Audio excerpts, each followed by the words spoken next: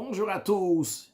Il peut arriver des fois qu'un juif se trouve dans un endroit qui est désert spirituellement, dans lequel il n'y a pas de Torah, il n'y a pas de mitzvot, et il se dit, qu'est-ce que je peux faire? Est-ce que vraiment, moi, je peux étudier la Torah, accomplir les mitzvot, et amener de la lumière divine partout où je me trouve?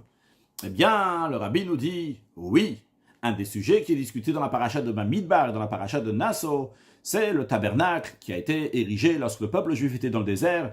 Et la Torah nous dit aussi comment prendre ce tabernacle et l'amener d'un endroit à un autre lorsqu'on se trouve dans le désert.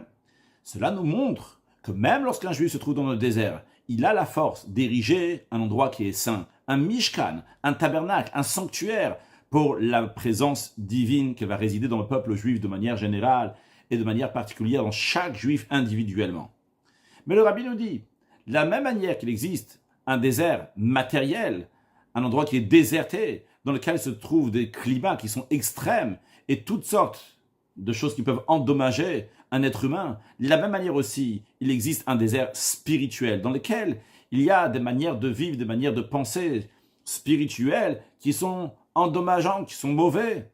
C'est possible qu'on se trouve dans un endroit que matériellement, c'est un jardin qui fleurit, mais sur le plan spirituel, c'est complètement déserté. Eh bien, la Torah nous dit que même lorsqu'on se trouve dans un désert spirituel, on a la possibilité, et si on a la possibilité donc, nous avons le devoir de construire un sanctuaire, et prendre ce sanctuaire et de le faire avancer dans le désert, l'amener, suivre la shrina, la présence divine, jusqu'à qu'on arrive à la terre bénite par Dieu, avec la Geoula, Amitidva Shlem, avec la délivrance, avec le Mashiach Tzidkeinu.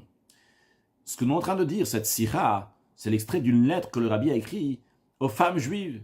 Et le rabbi nous dit, cet enseignement, c'est en général pour tout le peuple juif, mais particulièrement pour les femmes juives, car c'est connu que pour la construction du Mishkan, les premiers qui sont venus pour se proposer, donner leur aide, c'était les femmes avant les hommes.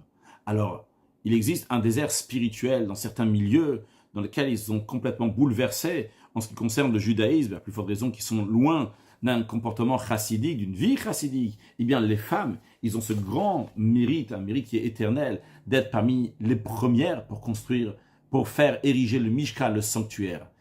Et le rabbi dit que particulièrement, il faut se rappeler de l'importance de se donner avec beaucoup d'enfants.